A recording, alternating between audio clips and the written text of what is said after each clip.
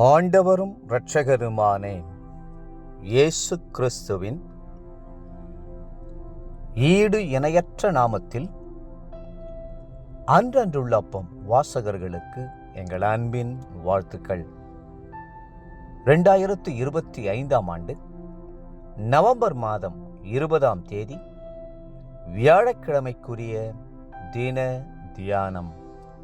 இன்றைய தலைப்பு கரும் புள்ளி. மத்தேயு 7:3 சொல்லுகிறது, உன் கண்ணில் இருக்கிற உத்திரத்தை உணராமல் உன் சகோதரன் கண்ணில் இருக்கிற துரும்பை பார்க்கிறதென்ன? ஒரு நாள் ஒரு போதகர் தன் சபையிலே தேவனுடைய வார்த்தையை பகிர்ந்து கொள்வதற்கு முன்பாக ஒரு பெரிய வெள்ளை காகிதத்தை எடுத்து சுவரிலே பொருத்தினார். சபையில் உள்ளவர்கள் எல்லாரும் அதை பார்த்தார்கள். அந்த பெரிய காகிதத்தில் ₹1 நாணயம் அளவிற்கு கருப்பு நிறமான ஒரு புள்ளியை வைத்தார். பின்பு போதகர் அந்த சபையாரை பார்த்து, என்ன பார்க்கிறீர்கள் என்று கேட்டார். எல்லோரும் கரும்புள்ளியை பார்க்கிறோம் என்றார்கள். அதிகமாயிருந்த வெள்ளை பகுதியை காட்டிலும் அந்த சிறு புள்ளியே அவர்கள் கண்களில் பிரதானமாய் தெரிந்தது. அதுபோலவே சிலர் மற்றவர்கள் செய்த பெரிய உதவிகளை மறந்து விடுகிறார்கள். அவர்களில் காணப்படும் சிறு குறையை பெரிது பண்ணி முறுமுறுக்கிறார்கள். கர்த்தர் செய்த எண்ணற்ற நன்மைகளை மறந்து விடுகிறார்கள். ஒரு ஜெபத்திற்கு கர்த்தர் பதிலளிக்க சற்று தாமதமாகும் போது காத்திராமல் முறுமுறுக்க ஆரம்பித்து விடுகிறார்கள். இன்றைய மனிதர்களுடைய நிலை என்ன? மற்றவர்களுடைய கண்ணில் இருக்கிற துரும்பை பெரிதுபடுத்தி குறை கூறி கொண்டிருக்கிறார்கள். தங்கள் கண்களில் இருக்கிற உத்தரத்தையோ அவர்கள் உணர்வதில்லை. மற்றவர்கள் மேல் குற்றம் கண்டுபிடிக்கும் அநேக சுய நீதிமான்கள் இப்படித்தான் இருக்கிறார்கள். அவன் தன் அக்கிரமம் அருவருப்பானதென்று காணப்படும் அளவும் தன் பார்வைக்கேற்றபடி தனக்குத்தானே இச்சகம் பேசுகிறான். அவன் வாயின் வார்த்தைகள் அக்கிரமும் வஞ்சகம் உள்ளது. புத்தியாய் நடந்து கொள்வதையும் நன்மை செய்வதையும் விட்டுவிட்டான் என்று தாவீது குறிப்பிடுகிறார். 36ஆம் சங்கீதம் 2-3 வசனங்கள்.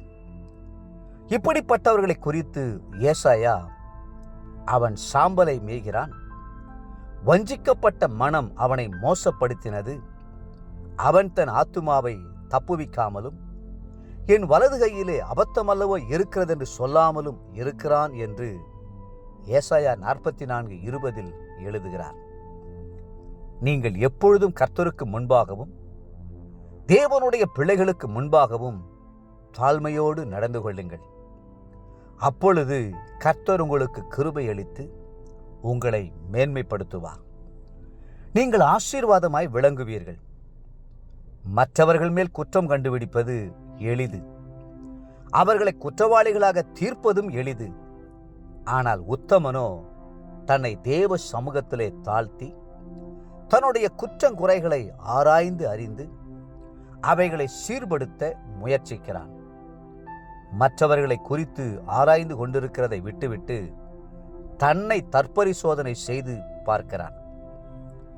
ஏசாயா அப்படி தன்னை பரிசோதனை செய்து, ஐயோ, நான் அசுத்த உதடுள்ள மனுஷன், அசுத்த உதடுகள் உள்ள ஜனங்களின் நடுவில் வாசமாய் இருக்கிறவன் என்று கதறிய போது கர்த்தர் ஏசாயாவை மாபெரும் தீர்க்கதரிசியாய் உயர்த்தி மேன்மைப்படுத்தினார். தேவ பிள்ளைகளே, மற்றவர்களிடம் குறைகளை பார்க்கும்போது அவர்களுக்காக மன்றாடி ஜெபியுங்கள். இன்றைய நினைவிற்கு கலாத்தியர் 6:3. ஒருவன் தான் ஒன்றுமில்லாதிருந்தும் தன்னை ஒரு பொருட்டென்று எண்ணினால் தன்னைத்தானே வஞ்சிக்கிறவனாவான். இன்றைய வேத வாசிப்பு காலை எசேக்கியேல் 14 மற்றும் 15ஆம் அதிகாரங்கள், மாலை யாக்கோபு 2ஆம் அதிகாரம். அன்புக்குரிய அன்றன்றுள்ள அப்பம் வாசகர்களே, மீண்டும் உங்களை வாழ்த்துகிறோம். மற்றவர்கள் குறையை பெரிதாய் எண்ணாமல் உங்களை நீங்களே ஆராய்ந்து பாருங்கள். கர்த்தர் தாமே உங்களை ஆசீர்வதித்து மென்மேலும் உயர்த்துவாராக. ஆமென்.